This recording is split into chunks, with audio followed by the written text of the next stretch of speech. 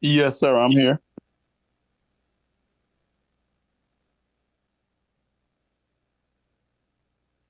Yes, that's a yay for me.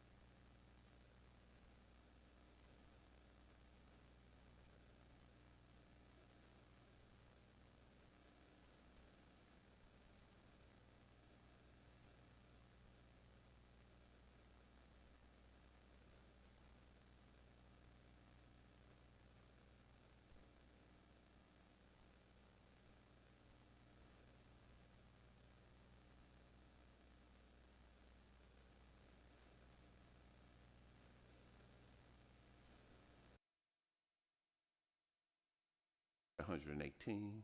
Good intent calls, we had 478. False alarm and false calls, we had 188. Severe weather and natural disaster, we had 10. And special incident types, we had 5, totaling 2,629 incidents. When you look at it from a percentage standpoint, this illustration shows that our rescue and emergency medical was just under 61% of the calls that we serviced. And when you look at the good intent calls, it was 18%, followed by our fire calls, which was at 5.2%, then followed by our service calls, which was just under 4.5%, and then our hazardous calls, which was at 3.58%, then followed by our severe weather and natural disaster calls, 0.38%, special incident type calls, 0.19%, and the overpressure rupture incidents at 0.08%. I'd be remiss if I didn't thank our fire chief, Chief Turner, and his team for the fine efforts that they put forth this far and that they continue to put forth. I yield back my time, Mr. Vice Chair. Thank you, Mr. Cooper. All right, at this time, we'll move on to unfinished business, which we have none. And then item number 8 is the consent agenda. It's a long one, but I want you to note in red that it is noted that all contracts on the consent agenda are budgeted. So we wouldn't be discussing individual items for funding. These are all budgeted type items. So with that, I'll entertain a motion to approve the consent agenda.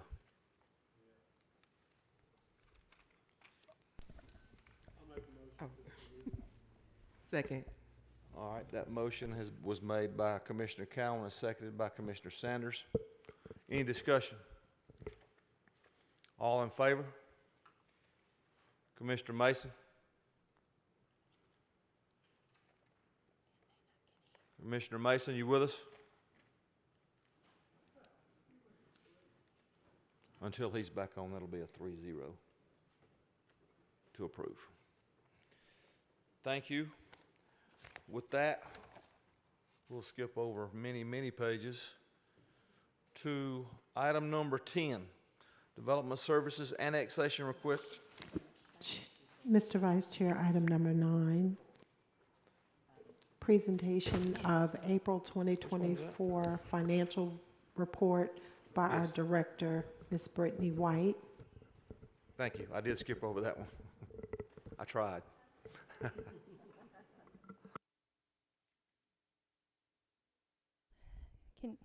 Can you hear me? Okay. Good evening. Tonight I will be presenting the April 2024 financial report.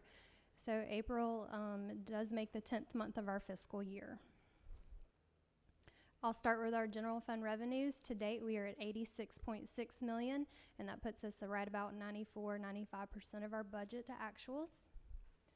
For our general fund budget revenue, these are just 2 graphs that show the amount for April, and then all the months prior, and then also the general fund budget to actual revenue. For our general fund expenditures, to date we are at $68.6 million, which puts us right about 74-75% of our actual to budget. This graph just shows our per month amount of expenditures, and then the graph below shows our year-to-date actual to budget. So at this point in the general fund for the year, we are $18 million over our revenues and then our expenditures, but that will progressively get to a closer number as we progress for the next 2 months throughout the fiscal year. We have 3 enterprise funds. We have the water fund. Their revenue to date is $8.6 million. The solid waste fund, their revenue to date is $8 million. And the Gaithers and Factory Shoals fund, their revenue to date is $174,000. The expenses to date for the water fund are $5.5 million. The expenses to date for solid waste fund are $4.8 million. And for the Gaithers and Factory Shoals fund, $210,000.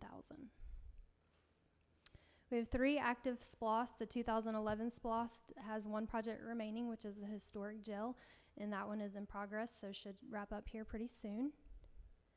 2017 SPLOST, we still have several ongoing projects there, so our current balance in that SPLOST is 32.4 million. Our 2023 SPLOST is our current collecting SPLOST. We have a balance there of 2.1 million. A majority of those active projects are bonded projects. And our collections to date is 16.7 million, so that puts us right about 3.2 million over what our original projected revenue was. And our current impact fee balance is 3.2 million. Any questions? Commissioner Sanders. Thank you so much, Mr. Vice Chair. I have a couple of questions. How much do we receive in taxes from Airbnb? That would be in our hotel motel fund tax, and I don't usually put that on the financials, but I can get that for you. Okay, great. And I know we received money from the opioid case. How much total was that in regards to that lawsuit? That is also a special revenue fund. That's not on the financials, but I'm happy to pull both of those numbers for you. Thank you so much. All right.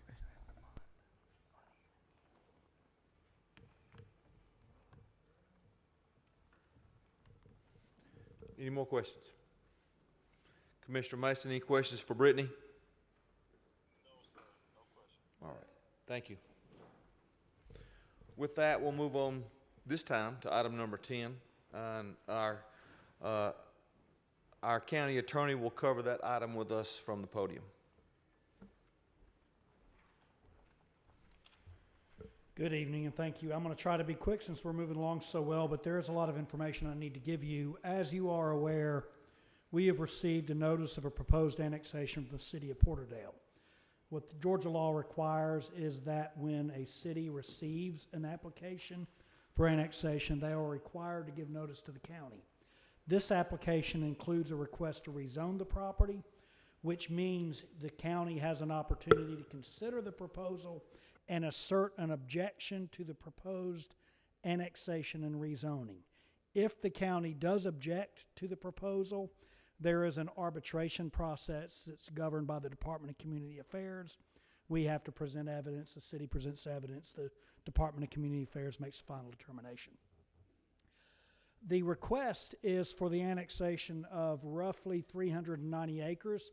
If you look in the screen in front of you, that property extends from nearly I-20 all the way down to the city of Porterdale. It roughly follows Dina Pace Road or Dina Pace Road. I'm not sure how to pronounce it.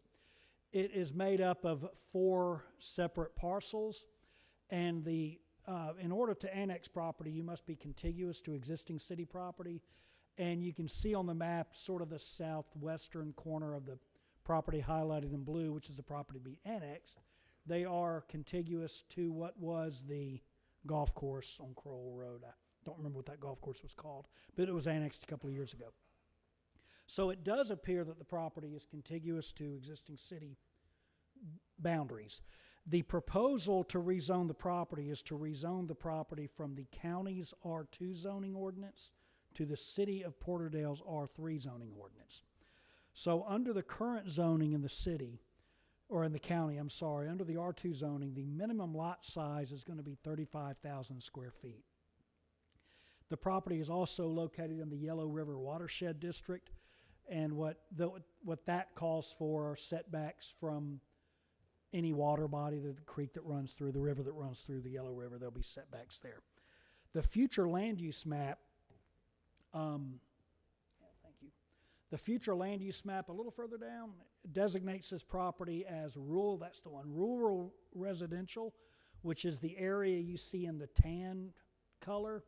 It also delegates or assigns certain property to the recreation conservation area, which is what you see in the green property, and there's agricultural and forestry, which is the really dark green.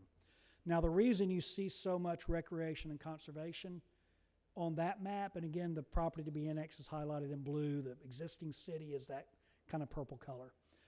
Scroll down to the next page if you wouldn't mind.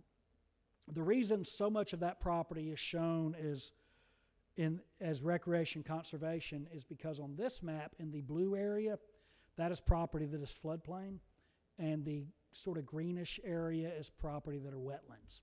So a large portion of this property is covered by either floodplain or wetlands, and as a result is largely undevelopable. So the proposal to annex the property, if you scroll up to the next page, up to the old page, would rezone the property, again, from R2 in the county to R3 in the city of Porterdale to accommodate the developments you see on the screen. That development, it's awful hard to see because that plat is so dense with information, but it proposes roughly 640 lots. The minimum lot size of those lots are between 5,000 square feet and 9,000 square feet. The access to the property, there are 3 access points. 2 are shown sort of on the northeast edge, and those access from that Dinah Pace Road, and the other one is southeast, very southeast corner. It accesses from Browns Bridge Road. We don't have information about the size of the homes, but there is a accompanying request for setback reductions. The city of Porterdale setback requirements call for 15-foot side setback, so you have to set your building 15 feet from the boundary line. They're requesting that be varianced down to 5 feet, and they're requesting the front setback, which is how far your home has to be set back from the road, from 35 feet to 20 feet. So it's designed as a more clustered type community. Again, Georgia law provides you with an opportunity to object. The objection is available to you under this circumstance: when the proposed rezoning will result in a material increase in burden on the county resulting from a proposed change in the land use, an increase in density, or infrastructure demands. And I would submit to you that in this instance, you kind of have all 3 of those. You do have a proposed change in land use. While it remains residential, it goes from being, very rural residential. On the 340 acres, if it stays in the county, you're only going to be able to put houses, minimum 35 square foot houses, 35,000 square foot lots on the portion of the property outside the floodplain. Your staff didn't run the numbers, but it would result in a pretty low number of homes. The new proposal is, again, 640 some odd lots. So they took the entire development, squished the lots, put them on the good land. Another basis for an objection is an increase in density. So again, without running the numbers, we didn't do a design for a subdivision in the county, but the density would be well under 1 unit per acre in the county. It would probably be less than 2 or 3 units or less than half a unit per acre. The gross density, if you count the floodplain, if this proposal is approved, will be 1.6 units per acre. If you exclude the floodplain, it'll be more in the neighborhood of 5 to 7 units per acre. And likewise, infrastructure demands. There will be an increased demand on the road system. And the Dinah Place Road, because it won't be annexed on both sides of the road, could still become a county. It's still a county road. We may still be fixed with fixing it. Likewise, Browns Bridge Road is a county road. That increased traffic will produce an increased demand for your road infrastructure. The fire department has reviewed this. They have expressed some concern about both water supply and water pressure as a result of this many homes going in that area. And they've also expressed a concern just about their ability to provide necessary fire services to that dense of a subdivision in that location. It would probably require both additional apparatus trucks and possibly another fire station. I don't know what your long-term plan for fire stations is in the area. And obviously there's the other increase in demands that come from this, just the increase in general demand for government services. It's also sort of falling under all of these. This proposal is inconsistent with your future land use map. All of your services, all of your master planning for long-term services and long-term planning originate out of your future land use map. So part of your comprehensive planning includes that map, and you conduct your comprehensive planning based on what you expect to see under your future land use map. And this proposal does not conform to the future land use map. All of that said, there is a sufficient basis to assert an objection. I can't speak to how the Department of Community Affairs will rule when they hear evidence. Who knows? But the procedure would be, if you assert an objection today, we notify the city. and then we notify the Department of Community Affairs. They schedule an arbitration. There's an informal discussion process that we will undertake, and at some point, if that's unsuccessful in resolving any concerns that the Board of Commissioners have, we would have an arbitration hearing before the Department of Community Affairs. This is time sensitive. Georgia law gives us 45 days from the day we receive the notice to assert an objection. This is the last meeting before the 45 days expire, and since we canceled the last meeting, we lost one opportunity to present it. So we're under a bit of a gun. We must vote tonight. If we want to object, tonight's our last opportunity to object. So that's where it stands. And the motion you'll make is whether to object or not to object to the proposed annexation. Thank you. If you would hold right there for 1 second, Patrick, I'll entertain a motion at this time. Mr. Vice Chair, I will motion to object this proposal in regards to the annexation. I'll second that. Discussion. Is there any discussion? Can you hear me okay? I can hear you. I don't think anybody else can. Okay. I'd actually like to make a substitute motion that we actually table this matter and we go back to the city of Porterdale in regard to this, because for one, I'm not really favorable on annexations. When I see annexations come before the Board of Commissioners, what that does is the municipalities are basically taking the land away from the county. And when they do that, it's not, now they no longer have to fit into the zoning requirements that's set up by the county. And so we kind of want to make sure that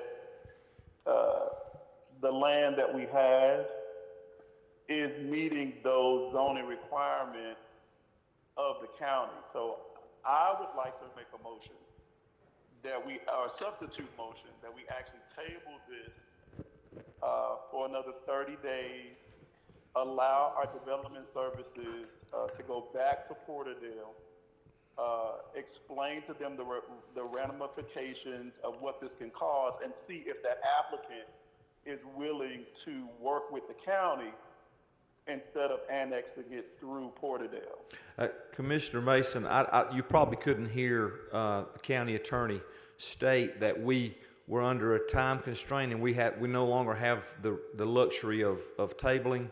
But what we do have is we can object tonight and withdraw our objection within a couple of weeks if we wanted to, after we've done other research and even consulted with Commissioner Henderson. So we don't have the option of tabling that tonight. Okay, so our county attorney is telling us that we can withdraw the objection if necessary, if once we go back and have the conversation with the city of Porterdale, or even if the applicant chooses to withdraw their annexation, we can actually do that in a shorter time frame versus tabling. Yes, that's correct. Oh, okay. So I'm definitely okay with that. So I will move forward with objecting to this as well. okay. Does he need to formally withdraw his? Please do a formal withdrawal of your secondary motion, please. Absolutely. So I'd like to take this opportunity to withdraw my substitute motion of tabling this particular matter and moving forward with the initial motion. All right, thank you. Any more discussion? Yes. Do you want to go? Yeah, go ahead. Commissioner Cowan. Thank you, Mr. Chairman.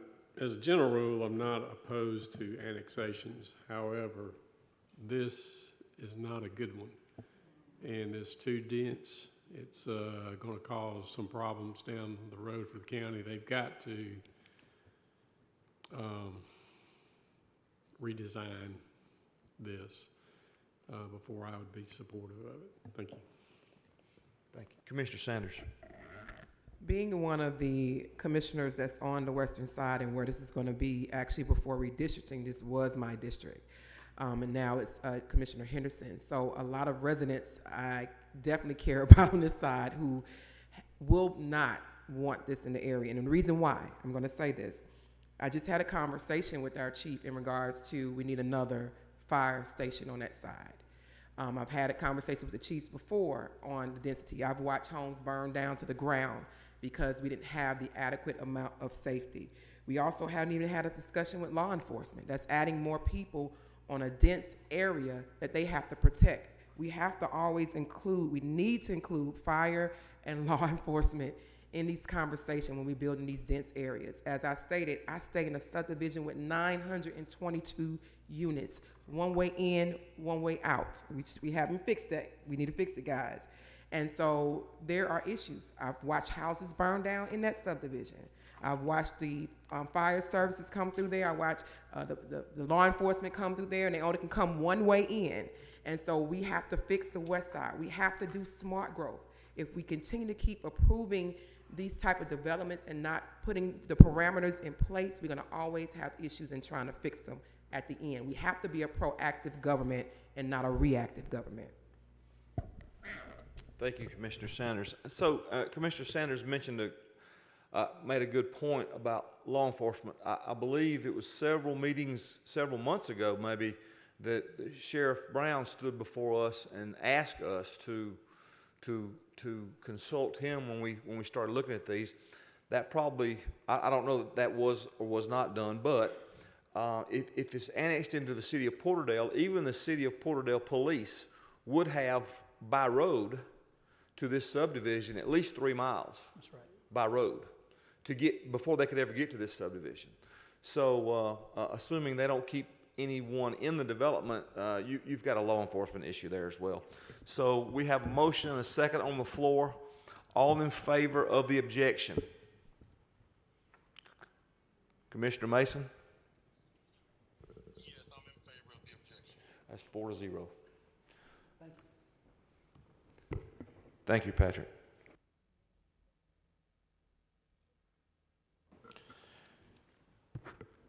Our next agenda item is citizen comments, and that is topic of choice. Please state your name and address for the record.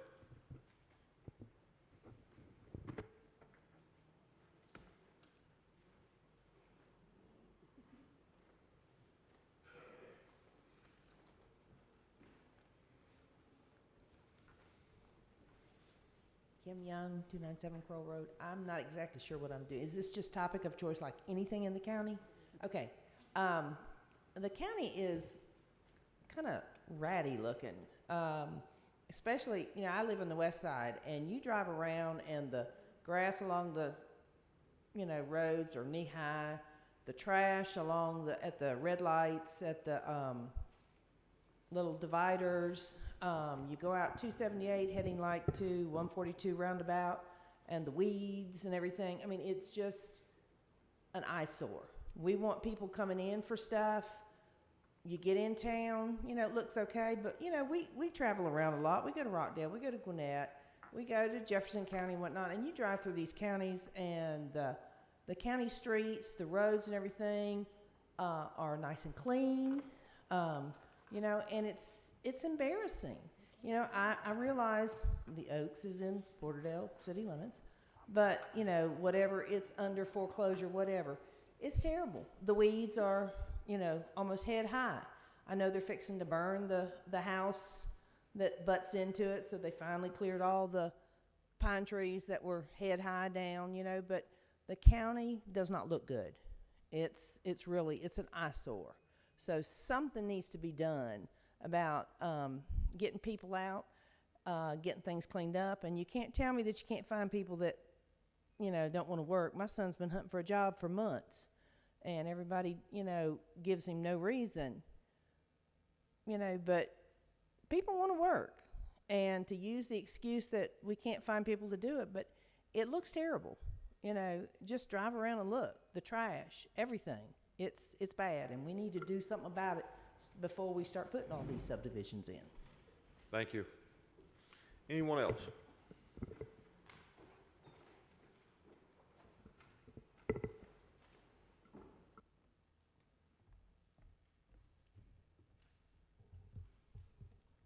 Greetings, Commissioners.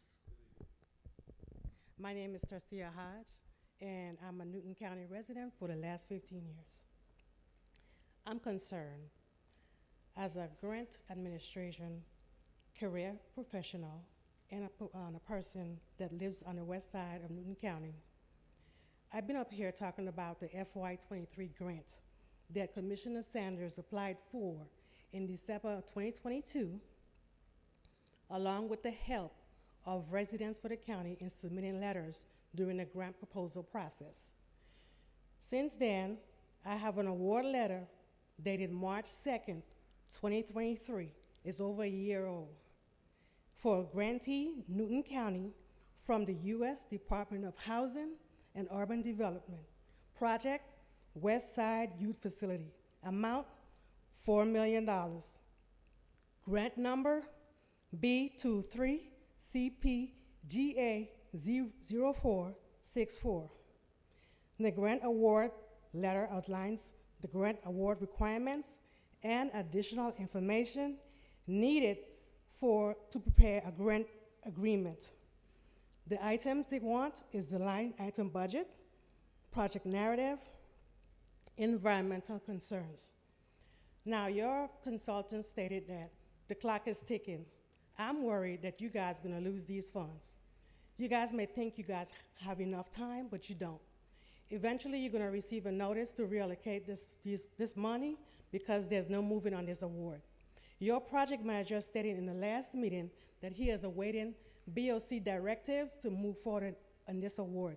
Now, a few years ago, myself and other committee members went to the West Side Precinct and we picked a location for our park. It's no secret, it's a hot topic in District 3, that we lack recreation. So we wanna know if we're gonna forfeit this $4 million or you guys gonna make movement on it. Thank you. Thank you. Anyone else?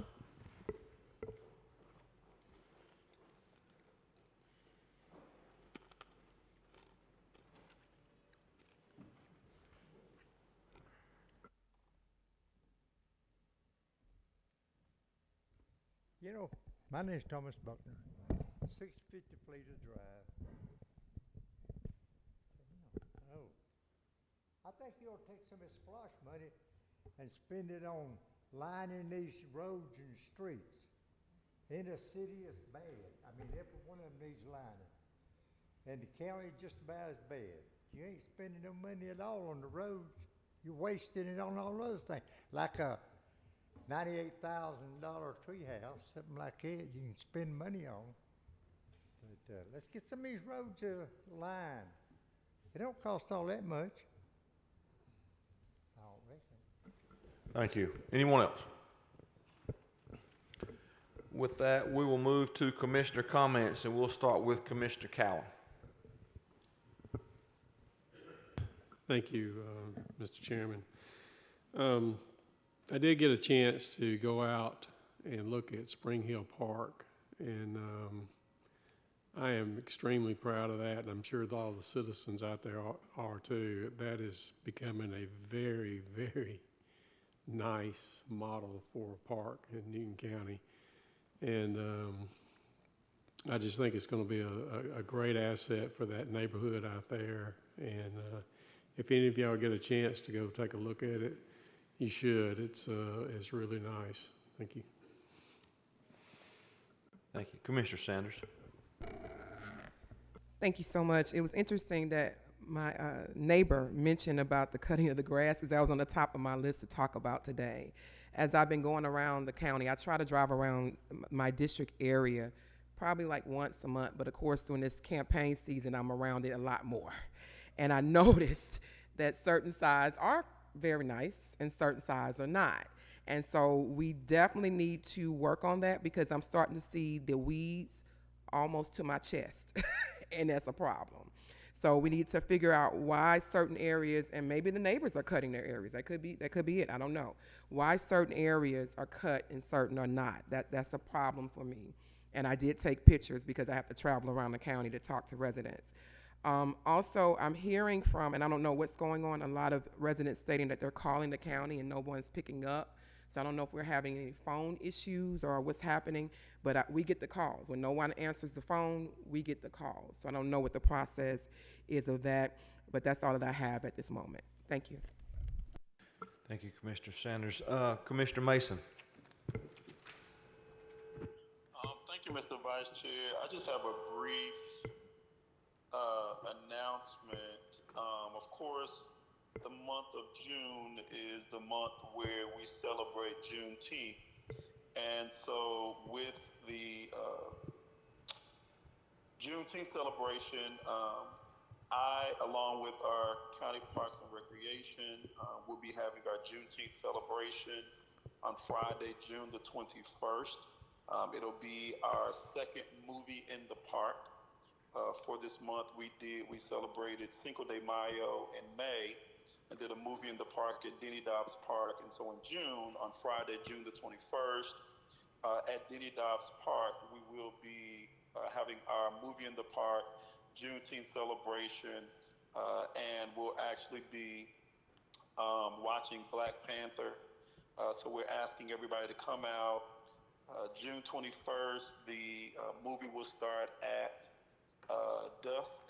So as it starts getting dark, we will begin the movie. Bring your lawn chairs, your blanket, your movie snacks. There will be vendors there as well. So if you want to purchase from the vendors or bring your own food, you're definitely more than happy to do that. It is a great time of community. It is a free event, free community event. And so I just wanted to take this opportunity to invite everyone out to our Juneteenth celebration on Friday, June 21st. Movie in the park at Denny Dobbs Park. And if you can people can get there as early as 6 o'clock if they choose to, for any activities that's going to be taking place. Thank you so much, Mr. Vice Chair. Thank you, Commissioner Mason. And I'll finish up with, it's funny, we mentioned trash and the cutting of the grass, that I get quite a few calls from within my district. And I drove out 81 the other side of Porterdale into that part of District 1, and I noticed the trash, but I was able to I worked with DOT to get that cut. And you have to understand, 81 is a state highway. The county cannot cut the grass on that highway, and they're not supposed to pick up trash on that highway, or 278 or 142. I believe our county personnel do pick up trash on state highways. I can't swear to that, but I believe they do occasionally when it gets bad. But we can't, our grass cutting on the county roads, the grass is growing now. It doesn't grow year round, but it's growing now, and we've only got a limited number of mowers and a limited number of people that can run those mowers. And I know I've noticed when they set up in an area, they're there for a week, and then they pick up and they move to another area. I know when they come through my way, I noticed the vehicle, the machinery down around for a couple of days, 3 days. But this morning when I walked the road I live on, after you get off the dirt road, the paved road I live off of, if a deer were on the side of the road, you could not see the deer, like Commissioner Sanders mentioned. It's high. But I know our roads department is working as hard as they can work. We've got the Notify Newton when it gets out of hand. We've got Notify Newton. I use it quite a bit for other things. But and the last thing I want to say is I noticed a lady this morning, and I see her every morning. She walks every morning. I'm on my way to the office. I see her walking and picking up trash at where her subdivision dumps out onto the main highway. And she was picking up trash this morning. I noticed a huge box and a big burlap sack of trash she had picked up. So I drove on for about a mile, and I couldn't live with myself. So I had to go back, and she's getting her exercise. So I have a hang tag. So I went back and we put the trash in the back of my truck. But that young lady, that lady walks every day, and takes ownership for her neighborhood. And I'm not saying everybody can do that. Not everybody's able to do that. A lot of people have to work. This lady's retired, but we can't legislate people throwing trash out. We can't put legislation in place that prevents people from throwing trash out. And I don't think a lot of it's intentional, because when you get near a convenience center especially, you notice the trash picks up, because they're headed to that convenience center and it's on the back of their truck or on the top of their car, and it blows off, and they don't know it, or they know it and they don't go back and get it. So we've got those issues. So all we can do is ask citizens, all we can do is ask our trash personnel in the county to do what they can, and they're working. I see them all the time, all over the county. They're working all the time, but we have to ask our citizens to take some ownership too, without throwing trash out the window. And I see kids do it. I may have done it when I was a kid. I don't recall. I don't think so. I hope I didn't. We just throw a McDonald's bag out the window. So we have to take some ownership of that. And we have to ask our county employees to give us all they've got, and I believe they are, on the trash and the grass front. So I just wanted to lend some clarity to that, to your comments, ma'am. But keep in mind, the state highways are off. I don't want to say off limits, but we're not. Our insurance don't pay if something happens. Let's just put it that way, on a state highway. That's the state of Georgia. We do have DOT contacts sometimes that work, and sometimes they don't. So all we can do is all we can do. And if you'll reach out to your commissioner, I'm sure they'll help you if they can. With that, do we have any executive session tonight? No, sir. I'll entertain a motion to adjourn the meeting. So move. Motion and a second. Commissioner Sanders and Commissioner Cowan. All in favor? Commissioner Mason? 4-0. Meeting adjourned. Man, my goal was 8 o'clock.